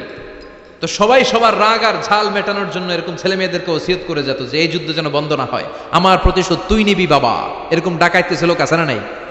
দাউ দাউ করে আগুন শুধু জ্বালাতে চায়। 120 বছরের যুদ্ধ কেউ থামাতে পারে না। বিশ্বনবী মক্কা থেকে মদিনায় হিজরত করলেন। মদিনায় যে উভয় পক্ষরে নিয়ে বসলেন, উভয় পক্ষের সব কথা শুনলেন। এরপরে কথা শোনার পরে মাত্র 7 দিনের ব্যবধানে বিশ্বনবী 120 বছরের যুদ্ধ মিটায় দিলেন। এতদিন পর্যন্ত নিয়ম ছিল, আউসের কেউ খাজরাজের কোনো মেয়ে বিয়ে করে না, খাজরাজের কোনো ছেলে আউস থেকে মেয়ে নেয় না। ওদের আনন্দ ওদের মতো, এদের আনন্দ এদের মতো। এই মিলিয়ে দেওয়ার পর থেকে আউস আর খাজরাজের মধ্যে বিয়ে করানোর ধুম পড়ে গেল। এরা কুরবানির গোশত নিয়ে আউসের এরা খাজরাজের বাড়িতে দিয়ে আসে, খাজরাজের এরা আবার ওট জবাই করলে বড় রান দিয়ে আসে আউসের কাছে। সুবহানাল্লাহ পড়েন। বিশ্বনবী ছিলেন গুড মিডিয়েটর। তিনি মদিনায় লোকেশন খুঁজতেছেন, কোথায় হবে আমার মসজিদ নববী, যেটা হবে আমার ক্যান্টনমেন্ট, যেটা হবে আমার গণভবন, যেটা হবে আমার বাসভবন, যেখান থেকে আমি মিলিটারি সোলজার পাঠাবো অ্যাটাক করার জন্য, যেখানে হবে আমার জেলখানা, যেখানে হবে আল্লাহর কাছে সেজদা দেওয়ার জিকির করার জায়গা। চিল্লা এখন ঠিক কিনা? এখন মসজিদগুলোরে আমরা মনে করছি শুধু ইবাদতের জায়গা, এই মসজিদ কেন্দ্রিক সব হতে হবে। আপনি গোটা বিশ্ব দেখেন, বাংলাদেশের ছোট্ট একটা চিপার মধ্যে একটা মসজিদ দাঁড় করায় ফেলেছে। মসজিদ হবে অনেক বড় এরিয়া নিয়ে, পার্কিং লট থাকবে বড় বড়। মসজিদের একতলায় থাকবে কমিউনিটি সেন্টার, এক জায়গায় থাকবে হিজামা সেন্টার, এক জায়গায় থাকবে রুকিয়া সেন্টার, আরেক জায়গায় খতিব সাহেব সোশ্যাল কাউন্সিলিং করবে। যুবকদের কি সমস্যা, নারীদের কি সমস্যা, বিধবাদের কি সমস্যা, কার কি মাসালা জানার আছে, লিগ্যাল অপিনিয়ন জানার আছে, খতিব সাহেব সোশ্যাল কাউন্সিলিং করবে। চিল্লা এখন ঠিক কিনা? এইভাবে গোটা বিশ্বব্যাপী মসজিদ কেন্দ্রিক কাজ হয়। এদেশের মসজিদে শুধু নামাজ, আর কিছু নাই। বিশ্বনবী লোকেশন তালাশ করতেছেন, কোথায় বানানো যায় মসজিদ নববী। খুঁজতে খুঁজতে এমন জায়গায় বিশ্বনবী চয়েস করলো, এটা ছিল ছাগল ঘোড়া এগুলোর আস্তাবল, কিছু জায়গায় খেজুর গাছের ভাঙা ক্ষেত, আর কিছু জায়গায় কাফির মুশরিকদের কবরস্থান। এখন এই জায়গায় মসজিদ করা তো কঠিন। বিশ্বনবী বললেন, না, আমার নজর এক জায়গায় যদি পড়ে, ওইখান থেকে আমি ফিরাই না সহজে, ট্রাই করো, এটাই আমার লাগবে মসজিদে নববী। বিশ্বনবী বললেন, ছাগল গরুর আস্তাবলকে সমান করো, খেজুর গাছ ভাঙ্গা যেগুলো আছে খেজুর গাছগুলোরে কেটে ফেলো। কাফের মুশরিকদের যত কবরস্থান আছে কবরস্থান থেকে হাড্ডি গুড্ডি এখান থেকে নিয়ে অন্য জায়গায় দাফন করো। সুবহানাল্লাহ। মসজিদে নববী শুরু হয়ে গেল। নিজ হাতে পাথর কেটে কেটে তিনি মসজিদে নববী বানালেন। আর এর আগে যেটা বানায় আসছে ওটার নাম মসজিদে কুবা। ওটার নাম কি? আমার দিকে তাকান সবাই, এদিকে সোজা সোজা। মসজিদে কুবা। আপনাদের এলাকায় অনেক জায়গায় আছে না মসজিদে কুবা? কুমিল্লাতে একটা আছে, আছে না? 2 জায়গায়। তাই মসজিদে কুবাতে বিশ্বনবী সাল্লাল্লাহু আলাইহি ওয়াসাল্লাম এক সাহাবাকে ইমাম বানায় দিয়ে আসলেন। উনি ইমামতি করে ওই মসজিদ, আর বিশ্বনবী ইমামতি করে মসজিদ নববীতে। মসজিদে কুবার যে ইমাম, তিনি প্রতি রাকাতে জাহারি কেরাতে মানে মাগরিব এশার ফজরের সালাতে প্রত্যেক রাকাতে সূরা ফাতিহার পরেই এই সূরা ইখলাস পড়ে। শুনতেছেন? প্রত্যেক রাকাতে সূরা ফাতিহার পরে কি পড়ে? ইখলাস। মাগরিবের প্রথম রাকাতেও ইখলাস, দ্বিতীয় রাকাতেও ইখলাস। এশার প্রথম রাকাতেও ইখলাস, দ্বিতীয় রাকাতেও ইখলাস। ইখলাস পরে এরপর অন্য একটা সূরা পড়ে, কিন্তু শুরু করে ইখলাস দিয়ে। ফজরের প্রথম রাকাতেও ইখলাস, দ্বিতীয় রাকাতেও। মুসল্লিরাকে পাইছি কি? পাইছি কি? খালি ইখলাস, খালি ইখলাস। যে ধরছে আপনি পাইছেন কি বলেন? ইমাম সাহেব বলে কিছুই পাই নাই, আমার মন চায় আমি পড়ি, তোর মন চাইলে তুই পড়, নাইলে যা। তোর কমিটির সভাপতি সেক্রেটারি এই মসজিদের ইমাম হিসেবে আমার নিয়োগ দেয় না, নিয়োগ দিছে বিশ্বনবী। আমার নিয়োগ যদি বাতিল করতে হয় লাগবে বিশ্বনবীরে তুই ভাগ। তোমার মনে চাইলে পড়ো, নাইলে অন্য মসজিদে পড়ো, যাও মিয়া। এটা তো সভাপতির সেক্রেটারির নিয়োগ দেয়া মসজিদ না, এটা নিয়োগ দিয়েছে বিশ্বনবী, ঠিক কিনা? নিয়োগ বাতিল করলেও কে করবে? বিশ্বনবী। সবাই বিশ্বনবীর কাছে যে বললো, ইয়া রাসূলুল্লাহ, এমন মুসল্লি এমন ইমাম আপনি দিয়ে আসছেন, উনি ইখলাস ছাড়া আর কিছু পড়ে না। বিশ্বনবী বললেন, তাই নাকি? এমন করে কেন? ডেকে আনা হলো। বিশ্বনবী বললেন, ওরে সাহাবী, ঘটনা কি হাসা? কয় হাসা। প্রতি রাকাতে সূরা ইখলাস পড়ো, তোমার কি কোরআন থেকে অন্য কোন সূরা মুখস্থ নাই? সাহাবী বলে, নবী সব মুখস্থ আছে, কিন্তু এই সূরাটা আমার পড়তে ভালো লাগে, কারণ ফিহি সিফাতুর রহমান, এই সূরার ভেতরে আমার আল্লাহর পরিচয় আছে গো নবী। আমার আল্লাহর পরিচয়টা খুব সুন্দর করে দেয়া, আমার রবের কথা এই সূরার পরতে পরতে পাওয়া যায়, এজন্য এই সূরাটা পড়তে আমি বড্ড ভালোবাসি। বিশ্বনবী বললেন, ইমামতি যাবে না, তোরটা পার্মানেন্ট হয়েছে। আল্লাহু আকবার। তোর ইমামতি পার্মানেন্ট করে দিলাম, যেমনে পড়াইতি এমনিই পড়াবি। প্রতি রাকাতে এই সূরাতুল ইখলাস তুমি পড়ো, সমস্যা নাই। এই যে তুমি সূরাতুল ইখলাস পড়ো, সূরাতুল ইখলাসকে ভালোবাসো, আল্লাহ বলেছেন এই ইখলাসের ভালোবাসার কারণে কিয়ামতের দিন আল্লাহ তোরে জান্নাতে ঢুকায়া দিবে। এই ইখলাসের ভালোবাসার কারণে আনতা মিন আহলিল জান্নাহ, তুমি জান্নাতে যাবা। হুব্বুকা ইয়াহা ইউদখিলুকাল জান্নাহ, এই সূরার ভালোবাসাই তোমার জান্নাতে ঢুকায়া দিবে। সুবহানাল্লাহ পড়েন। এজন্য সূরা বেশি বেশি পড়তে রাজি আছেন তো? বিশ্বনবী তাবুকের যুদ্ধে গেলেন। তাবুকের ময়দানে বিশাল যুদ্ধের ময়দান, বিশ্বনবী 30,000 সৈন্য নিয়ে গিয়েছেন, আর খ্রিস্টানদের সৈন্যদের সংখ্যা হচ্ছে প্রায় 40,000। কিন্তু বিশ্বনবী যুদ্ধে এসেছেন শুনে খ্রিস্টান বাদশা দৌড়, সৈন্যবাহিনী নিয়ে সব পালায় গেছে। যুদ্ধ ছাড়াই বিশ্বনবীর বিজয় দিছে কে? বিশ্বনবী তো মহাখুশি, আল্লাহর শুকরিয়া আদায় করলেন। যুদ্ধের ময়দানে বিশ্বনবী দাঁড়িয়ে আছেন, হঠাৎ দেখলেন সাইয়েদনা জিব্রাইল আকাশ থেকে জমিনে নেমে আসছে। জিব্রাইলকে আল্লাহ তাআলা 600 পাখা দিয়েছিলেন। সহিহ মুসলিমের বর্ণনা, রাআ রাসূলুল্লাহি জিবরিলা ওয়া লাহু 600 জানাহ। 600 পাখা। কয়শো? 600 পাখা মেলে সাইয়েদনা জিব্রাইল নেমে আসছেন। ওনার পাখার কারণে সূর্যের আলো পৃথিবীর মধ্যে পড়তে বাধা সৃষ্টি হচ্ছে। অন্ধকার দেখে বিশ্বনবী তাকিয়ে দেখে জিব্রাইল একা না, জিব্রাইলের সাথে হাজার হাজার ফেরেশতার বহর। বিশ্বনবী বললেন, কত ফেরেশতা এসেছে? কয় 1,40,000।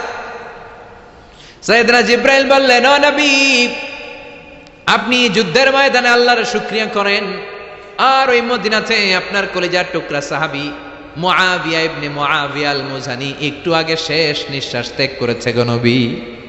বিশ্বনবী পড়লেন, ইন্না লিল্লাহি ওয়া ইন্না ইলাইহি রাজিউন।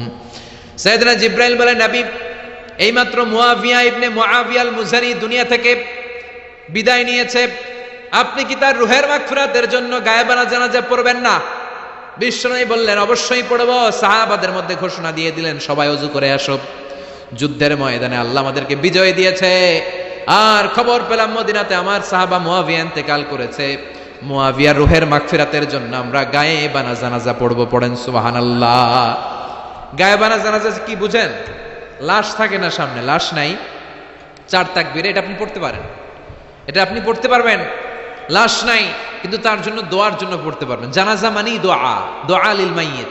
4টা তাকবীর আপনি অনেক দোয়া করছেন এই মরা লাশের জন্য, এটা তো অর্থ তো বোঝে না, এই জন্য জানাজার পরে আবার হাত তুলে দোয়া করা লাগে আমাদের, কারণ কি দোয়া করছে এটা বুঝি নাই, বুঝলে কিন্তু আর লাগতো না, ঠিক কিনা? বিশ্বনবী সাহাবাদের নিয়ে দাঁড়ালেন, লম্বা লম্বা কাতার হলো। সাহাবীদের কাতারের শেষে সাইয়েদনা জিবরাইল 1,40,000 ফেরেশতাদেরকে নিয়ে জানাজায় শরীক হলেন। বিশ্বনবী 4 তাকবীর দিয়ে জানাজা পড়লেন, আল্লাহু আকবার, আল্লাহু আকবার, আল্লাহু আকবার, আল্লাহু আকবার। 4টা তাকবীরের মধ্য দিয়ে জানাজা শেষ করলেন। বিশ্বনবী তাকিয়ে দেখে সাহাবাদের পেছনে 1,40,000 ফেরেশতা দাঁড়িয়ে জানাজায় শরীক হয়েছে। বিশ্বনবী বললেন, জিবরাইল, কোনদিন তো এত ফেরেশতা নিয়ে কারো জানাজায় শরীক হতে দেখি নাই। ঘটনা কি? কি এমন আমল ছিল আমার মুয়াবিয়ার, যে আমলের কারণে মুয়াবিয়ার নামটা আল্লাহর আরশে চলে গিয়েছে? 1,40,000 ফেরেশতার বহর নিয়ে তুমি জানাজায় শরীক হয়েছ। কি এমন গোপন আমল ছিল আমার মুয়াবিয়ার, আমারে বলো। সাইয়েদনা জিবরাইল বললেন, নবী, আপনার মুয়াবিয়া বিশেষ একটা আমল করত। বিশ্বনবী বললেন, কি সেটা? সাইয়েদনা জিবরাইল বলে, আপনার এই সাহাবী কাইমান আও কাঈদান, জালিসান আও মাশিয়ান, উঠতে বসতে চলতে ফিরতে সব সময় আপনার এই সাহাবী পড়তে থাকতো, কুল হুয়াল্লাহু আহাদ, আল্লাহুস সামাদ, লাম ইয়ালিদ ওয়া লাম ইউলাদ ওয়া লাম ইয়াকুল লাহু কুফুয়ান আহাদ। পড়েন সুবহানাল্লাহ। উঠতে বসতে চলতে ফিরতে সব সময় এই সাহাবীর একটা অভ্যাস ছিল, উনি কুল হুয়াল্লাহু আহাদের উপর আমল করত। বেশি বেশি সূরাতুল ইখলাস পড়তো। পড়তে রাজি আছেন? আজ থেকে বেশি বেশি সূরাতুল ইখলাসের উপর আমল বাড়ানোর দরকার আছে না নাই? বিশ্বনবী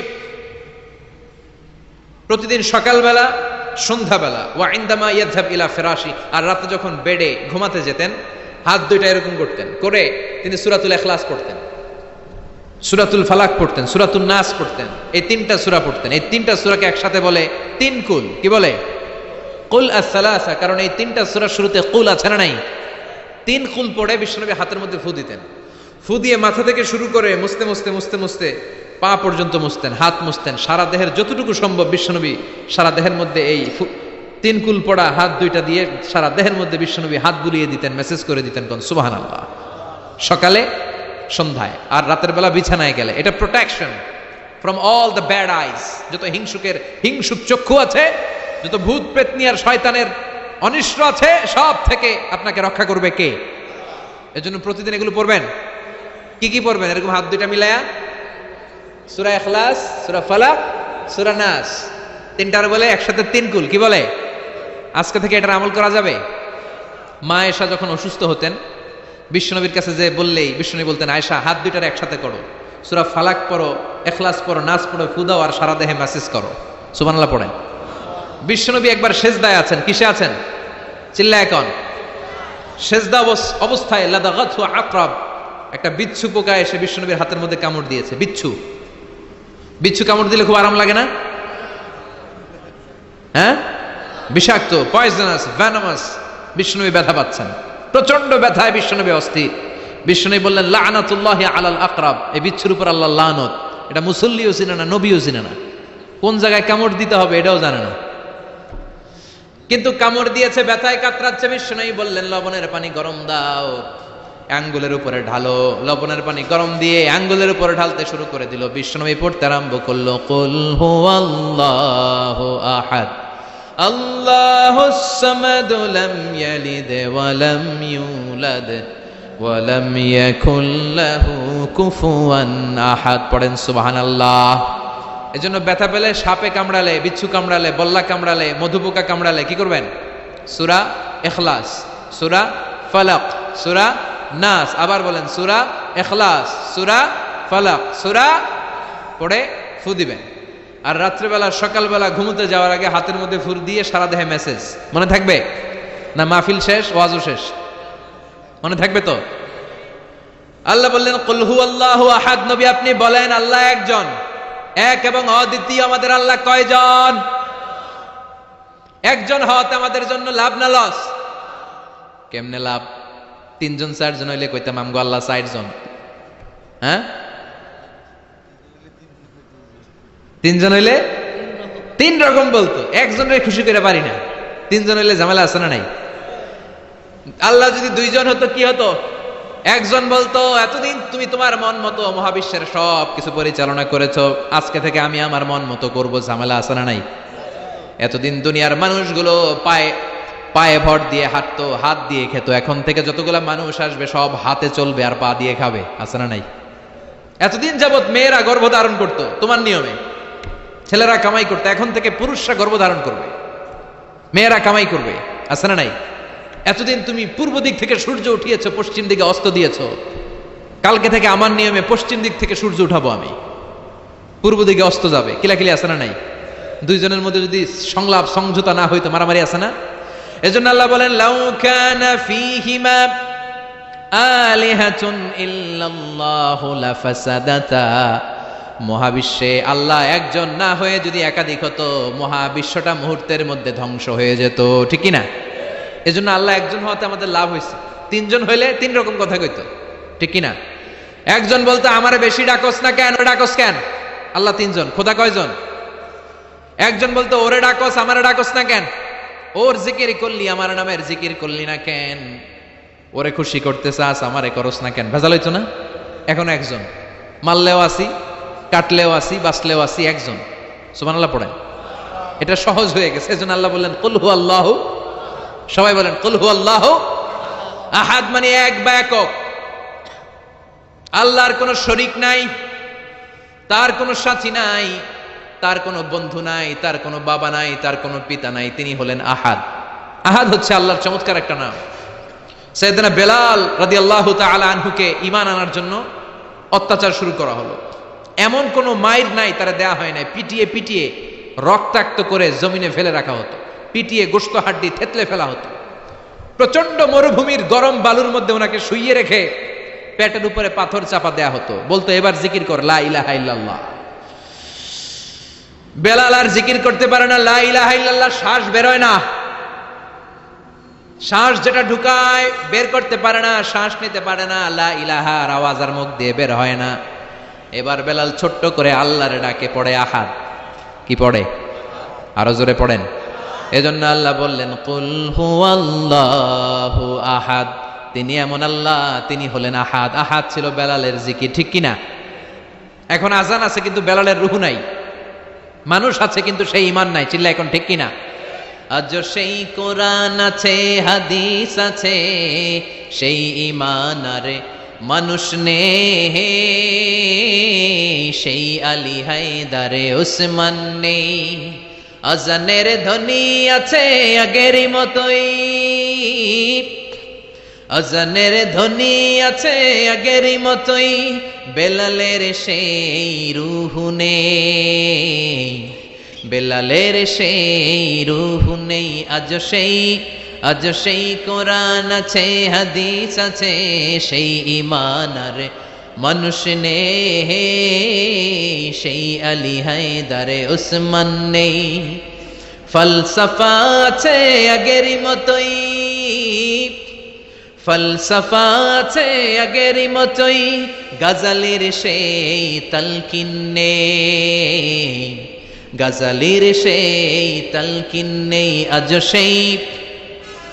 আজ সেই কোরআন আছে, হাদিস আছে, সেই ঈমান আর মানুষ নেই, সেই আলী হায়দারে উসমান নেই। চিল্লায় বলেন ঠিক কিনা? আজান আছে, বেলালের রূপটা নাই। দর্শন শাস্ত্র আছে, লজিক আছে, মান্তিক আছে, ফলসফা আছে, কিন্তু গাজালির সেই তালকিন নাই। চিল্লায় এখন ঠিক কিনা? এজন্য আল্লাহ বললেন আমার নাম হলো আহাদ, কুল হুয়াল্লাহু আহাদ। এরপর আল্লাহ বললেন আল্লাহুস সামাদ, আমার নাম হলো সামাদ। ওনার নাম কি? সামাদ মানে অমুখাপেক্ষী, কাদিউল হাজাত, যিনি সবার চাহিদা পূরণ করে। তিনি কে? যিনি সবাইরে দেয়, কারো কাছ থেকে কিছু চায় না। তিনি কে? সবাই যার কাছে ঠেকা, যিনি কারো কাছে ঠেকা না, চিল্লায় বলেন তিনি কে? মা ইউসমাদু ইলাইহিল খালকু কুল্লু, যার দিকে গোটা পৃথিবী হাত পেতে ফরিয়াদ করে,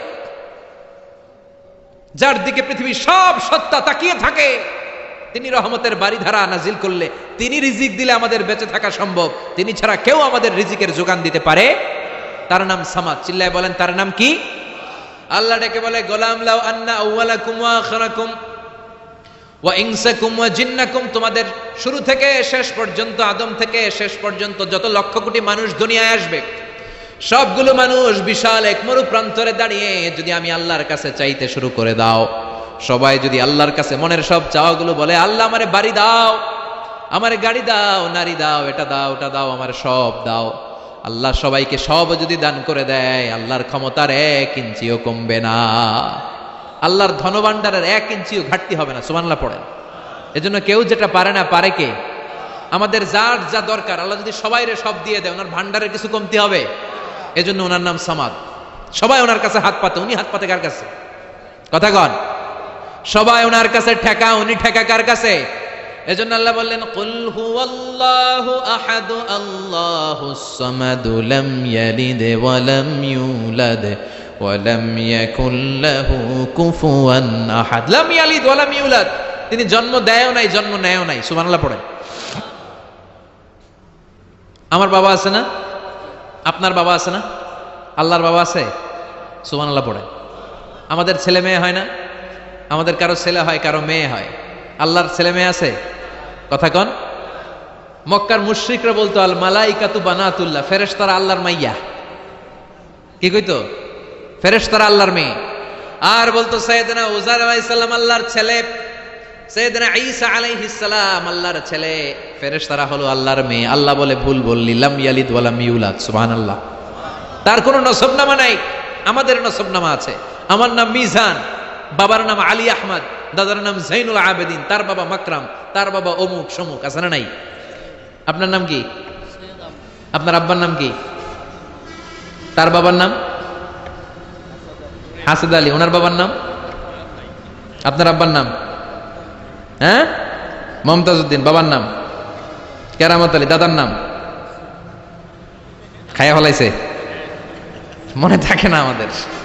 বিশ্বনবীর বাবার নাম আব্দুল্লাহ, তার বাবার নাম আব্দুল মুত্তালিব, ওনার বাবার নাম হাশিম, ওনার বাবার নাম কিলাব, মুররা, গালেব, ফেহের, এভাবে যেতে যেতে আদনান, যেতে যেতে ইসমাইল, যেতে যেতে ইব্রাহিম আলাইহিস সালাম, যেতে যেতে শীস, যেতে যেতে আদম আলাইহিস সালাম।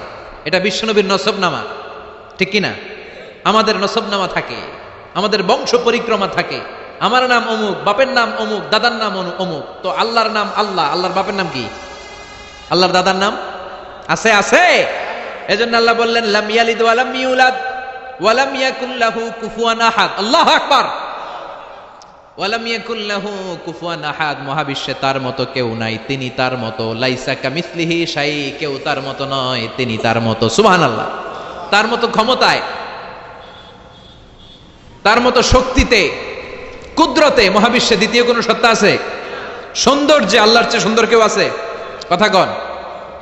দুনিয়া সুন্দর, মানুষ সুন্দর, আসমান সুন্দর, জমিন সুন্দর, সুন্দরে সুন্দরে পাল্লা, জানি না কত সুন্দর তুমি আল্লাহ, জানি না কত সুন্দর তুমি আল্লাহ। পড়েন। দুনিয়া সুন্দর, মানুষ সুন্দর, আসমান সুন্দর, জমিন সুন্দর, সুন্দরে সুন্দরে পাল্লা, জানি না কত সুন্দর তুমি আল্লাহ, জানি না কত সুন্দর তুমি আল্লাহ। সুবহানাল্লাহ পড়েন। ইন্নাল্লাহা জামিল ইউহিব্বুল জামাল, আল্লাহ নিজে সুন্দর, আল্লাহ সৌন্দর্যকে পছন্দ করেন। মহাবিশ্বে তার সমকক্ষ কেউ নাই, তার মতো সুন্দর কেউ নাই, ঠিক কিনা? জান্নাতে যারা ঢুকবে in the day of judgement, কিয়ামতের দিন জান্নাতীরা আল্লাহকে দেখতে পাবে। ইন্নাকুম সাতারাউনা রাব্বাকুম আয়ানান কামা তারাউনা হাযাল কমার। বিষ্ণু বলেন এই যে জলজলে চন্দ্রটা তোমরা যেমনি দেখতে পাও, কিয়ামতের কঠিন ময়দানে বিচার শেষে যারা জান্নাতে যাওয়ার সুযোগ পাবা, তারা চাঁদটা যেমনি দেখো দু চোখ দিয়ে আল্লাহর সেদিন তেমনি দেখতে পাবা। জান্নাতীদেরকে নাজ নেয়ামত সব দেওয়ার পরে আল্লাহ বলবেন ও জান্নাতীরা কোরআনে হাদিসে নবীর কাছে আলেমদের মুখে যত নাজ নেয়ামতের কথা শুনেছে সব পাইছো না? সবাই বলবে আল্লাহ পেয়েছি, অনেক মौज মাস্তি করেছি, জান্নাতকে মজা লেলো, জান্নাত তোমারই হ্যাঁ, সব পাইছি আল্লাহ সব। এক জান্নাতে হাত তুলে বলবে আল্লাহ একটা পাই নাই। কি পাস নাই? কয় আমাদের এই তো পাই নাই। সুবহানাল্লাহ কইবেন না? আল্লাহ আপনারে পাই নাই। তখন আল্লাহ তাআলা নিজের গোপন সৌন্দর্যকে সেদিন জান্নাতীদের কাছে প্রকাশ করে দিবে। বিশাল এক কনফারেন্স রুমে জান্নাতের ভেতরে লক্ষ লক্ষ নবীদেরকে নিয়ে বসবেন, সবার সামনে থাকবে বিশ্বনবীর সিংহাসন। সুবহানাল্লাহ পড়ে। তারপরে অন্যান্য নবীরা, আল্লাহর ওলিরা, শাহিদরা, সালেহিনরা, মুমিন বান্দারা, আপনারা সবাই থাকবেন ওই দিন ইনশাআল্লাহ। কোন আল্লাহ তার নিজের সৌন্দর্য প্রকাশ করবেন জান্নাতীদের সামনে। লক্ষ লক্ষ কোটি কোটি জান্নাতীরা বসে থাকবে, আল্লাহ দেখাবেন ওনার সৌন্দর্য। 70,000 নূরের পর্দার কথা আমরা বলি, বর্ণনাটা দাঈফ, আসলে যে কত পর্দা আল্লাহই ভালো জানে। আমরা বলে থাকি 70,000। এই পর্দার অন্তরাল থেকে আল্লাহ তাআলা নূরের ঝলকানি একটু জান্নাতীদের দেখিয়ে দিবেন। উজুহু ইয়াউমা ইযিন নাযিরা ইলা রাব্বিহা নাযিরা। জান্নাতীরা পাগল হয়ে থাকবে আল্লাহর দেখার জন্য। আল্লাহ 1 সেকেন্ডের ক্ষুদ্র ভাগ 1 মাইক্রো সেকেন্ড, 1 মাইক্রো সেকেন্ডের 1000 ভাগ করলে 1 ন্যানো সেকেন্ড, 1 ন্যানো সেকেন্ডের জন্য আল্লাহ নূরের ঝলকটা জান্নাতীদের দেখিয়ে দিবেন। 1 সেকেন্ডেরও কম সময় দেখাবেন, দেখিয়েই নাই, কিন্তু 1 সেকেন্ডের জন্য কি যে এক ঝলক দেখলো জান্নাতীরা এরকম তাকায় থাকবে। এক তাকানোতে লক্ষ বছর কোটি বছর চলে যাবে, সামনে কিন্তু আল্লাহর নূর নাই। ওই যে 1 সেকেন্ড দেখাইছিল, পাগলের মতো তাকিয়েই থাকবে, লক্ষ কোটি বছর গুজরিয়ে যাবে। সুবহানাল্লাহ পড়েন। এজন্য সে আল্লাহ বললেন কুল হুয়াল্লাহু আহাদু আল্লাহুস সামাদু লাম ইয়ালিদ ওয়া লাম ইউলাদ ওয়া লাম ইয়াকুল লাহু কুফুয়ান আহাদ। কুল হুয়াল্লাহু আহাদ। ও নবী আপনি বলেন আমি এক, আমি অদ্বিতীয়, আমার শরীক নাই। আল্লাহ নামটা এত মজার নাম। দেখেন হাজার হাজার বছর ধরে এই মহাবিশ্বে যত আল্লাহর প্রিয় বান্দারা একটা নামের জিকির করে, নামটা কি? কি নাম? আল্লাহরে প্রাণ থেকে, হৃদয় থেকে একটা ডাক দেন, চিল্লায় পড়েন আল্লাহ। হৃদয় থেকে আল্লাহরে ডাকেন, পড়েন ইয়া আল্লাহ। হাজার বছর ডাকলেও পুরান লাগবে না, পুরাতন মনে হয় না। প্রতিদিনই নিত্য নৈমিত্তিক নামটারে নতুন মনে হয়, ঠিক কিনা? এজন্য আল্লাহ বললেন হুয়াল আউয়ালু ওয়াল আখিরু ওয়াজ যাহিরু ওয়াল বাতিন ওয়া হুয়া বিকুল্লি শাইইন আলিম। প্রথমেও আমি, শেষেও আমি, গোপনেও আমি, প্রকাশ্যেও আমি, ঠিক কিনা? প্রথমে আল্লাহ আল্লাহ, শেষেও আল্লাহ আল্লাহ, আকাশে আল্লাহ আল্লাহ, জমিনে আল্লাহ আল্লাহ। পড়েন প্রথমে আল্লাহ আল্লাহ, শেষেও আল্লাহ আল্লাহ, আকাশে আল্লাহ আল্লাহ, জমিনে আল্লাহ আল্লাহ। নিখিল জাহান গাই গুণগান তারে নামে গায়, আমরাও গাহি তাআলা হামদে বারি তাআলা, হামদে বারি তাআলা, হামদে বারি তাআলা। সুবহানাল্লাহ পড়েন। তিনি প্রথম, তিনি শেষ, তিনি প্রকাশ্য, তিনি গোপন। এজন্য চাইতে হবে কার কাছে? ওনার নামটা কত সুন্দর দেখেন, আলিফ লাম লাম হা, আল্লাহ। এটার কোনো স্ত্রী বচন হয় না, এটার দ্বিবচন হয় না, এটার বহু বচন হয় না। ভগবানের ভগবতী আছে না নাই? ঈশ্বরের ঈশ্বরী, গডের গডেস। কিন্তু আল্লাহর নামের কোনো পরিবর্তন হয়? কি মজার নাম! বিপদে বললেই আমরা জপি। বিপদ যত বেশি হয় আল্লাহর নামের জিকির তত বেশি। আবার বিপদ যখন চলে যায় আল্লাহর নামের জিকিরও বন্ধ হয়ে যায়। এরকম ডাকাত আছে না নাই? فَإِذَا رَكِبُوا فِي الْفُلْكِ دَعَوُا اللَّهَ مُخْلِصِينَ لَهُ الدِّينَ فَلَمَّا نَجَّاهُمْ إِلَى الْبَرِّ إِذَا هُمْ يُشْرِكُونَ। আল্লাহ বলেন আমার কিছু কুলাঙ্গার বান্দা আছে যেগুলো বিপদে পড়লে আমার নামের জিকির করে, বিপদ চলে যায় আমি আল্লাহরে গালি মারে। এরকম ডাকাইত আছে না নাই? ভূমিকম্প, আল্লাহ বাঁচাও, ভূমিকম্প নাই, ধুম্মা চলে ধুম, আছে না নাই? তুফানের মধ্যে পড়লে বলে আল্লাহ আমারে বাঁচাও। বজ্রপাতের মাঝখানে পড়লে আল্লাহর ডাকে, আল্লাহ তুমি আমারে বাঁচাও। বজ্রপাত নাই, আল্লাহও নাই। এরকম ডাকাইতে আছে না নাই? এটা হচ্ছে মুনাফিকদের কারবার। মুমিনরা সবসময় জিকির করে একজনের, তিনি কে? এজন্য সূরাতুল ইখলাসের প্রথম আয়াত থেকে শিক্ষা হচ্ছে কুল হুয়াল্লাহু আহাদ। হে নবী আপনি বলেন আল্লাহ একজন। আমরা একজনের কাছে চাবো, আমরা একজনের কাছে মনের জ্বালা যন্ত্রণা আকুতি চাহিদা সব পেশ করব। আমাদের মনের যা চায় সব দিলেও তার ঘাটতি হবে না। চিল্লা এখন ঠিক না? এরপর আয়াতে আল্লাহ বললেন আল্লাহুস সামাদ, তিনি অমুখাপেক্ষী। গোটা বিশ্বের সবাই আল্লাহর কাছে ফরিয়াদ করে, আল্লাহ কারো কাছে ফরিয়াদ করে না, ঠিক কিনা? এরপরে আল্লাহ বললেন লাম ইয়ালিদ ওয়া লাম ইউলাদ, তিনি কাউরে জন্ম দেন নাই, জন্ম নেন নাই। সুবহানাল্লাহ পড়েন। ওয়া লাম ইয়াকুল লাহু কুফুয়ান আহাদ, তার মতো কেউ নাই। এটা আল্লাহর অস্তিত্বের ব্যাপারে একটা গুরুত্বপূর্ণ আকীদা। খেয়াল রাখবেন, আল্লাহর মতো কেউ হয় না, তিনি তার মতো। তিনি, অনেকে প্রশ্ন করে, কারণ হাদিসে পাওয়া যায় আল্লাহর হাত আছে, ইয়াদুল্লাহি ফাওকা আইদিহিম, ইয়াদুল্লাহি ফাওকাল জামাআ, একসাথে যারা থাকে তাদের উপর আল্লাহর হাত থাকে। তার মানে আমার মতো হাত না, আল্লাহর রহমত থাকে, ঠিক কিনা? আল্লাহ আরশের উপর থাকেন, কেমনে থাকেন এটা আমরা জানি না। এজন্য ইমাম মালিক বলতেন আল ইস্তিওয়া মা'লুম, আল্লাহ যে আরশের উপর আছে এটা আমরা জানি। ওয়াল কাইফিয়াতু মাজহুল, কিন্তু কেমন ভাবে আছেন এটা আমাদের অজানা। ওয়াস সুআলু আনহু বিদআহ, এই সম্পর্কে প্রশ্ন করা হচ্ছে বিদআত। এজন্য তাফাক্কুর ফি খালকিল্লাহ ওয়ালা তাফাক্কুর ফিল্লাহ, আল্লাহর সৃষ্টি নিয়ে গবেষণা করো, আল্লাহর নিয়ে গবেষণা করো না। আল্লাহর নিয়ে গবেষণা করতে গেলে তোমার মাথার তারগুলো ছিঁড়ে ফেলবে কে? ছিঁড়ে যাবে। তিনি হচ্ছেন আনলিমিটেড, অসীম। অসীমকে নিয়ে যদি সসীম গবেষণা করে ঝামেলা আছে না নাই?